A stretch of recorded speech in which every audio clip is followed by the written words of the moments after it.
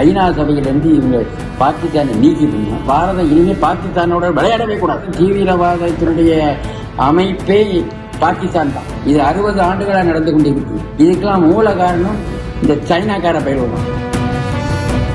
பாகிஸ்தான் குண்டுவெடிப்பில் 28 இந்துக்கள் இறந்திருக்கிறாங்க. அதுக்கு உங்களுடைய கருத்து என்னன்னு?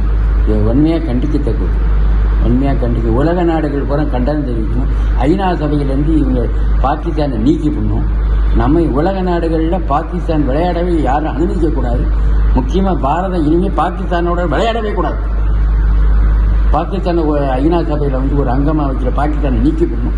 பாகிஸ்தானை உலக நாடுகள்லேருந்து எதுவுமே அனுப்பக்கூடாது. பாகிஸ்தானுக்கு வன்மையாக கண்டிக்கணும். சொல்லி கொண்டிருக்காங்க. நீ யாரு மதத்தை சொல்லி இப்ப தீவிரவாதத்தினுடைய அமைப்பே பாகிஸ்தான் தான். அதுபோல எல்லை கதவை மூடப்பட்டிருக்கு. இது உங்களுடைய அதெல்லாம் சரியான நடவடிக்கை இருக்கார் பிரதமர். சரியான இது 60 ஆண்டுகளாக நடந்து கொண்டிருக்கு. இது நம்ம பிரதமர் தான் சரியான நடவடிக்கை. இதுக்கெல்லாம் மூல காரணம் இந்த சைனாக்கார பயிர்கள் தான். சைனாக்காரன் ஆயுதங்கள்லாம் கொடுத்துட்டு இருக்கோம். நாங்கள் தொழிலாளிகளாம் நாங்கள் தான் எல்லாம்னு சொல்கிறானுங்க. சைனாக்காரன் பூரா கம்யூனிஸ்ட் பரப்புறவன் தானே. இப்போ கம்யூனிஸ்ட் நாடு சைனா தான் யார் இருக்கக்கூடாதுன்னு இவங்க பூரா படைகளை பூரா கொடுக்குறான். சைனாவும் பாகிஸ்தானும் நமக்கு எதிரியாக தான் செயல்படுறாங்க. இதை வன்மையாக கண்டிக்கணும்.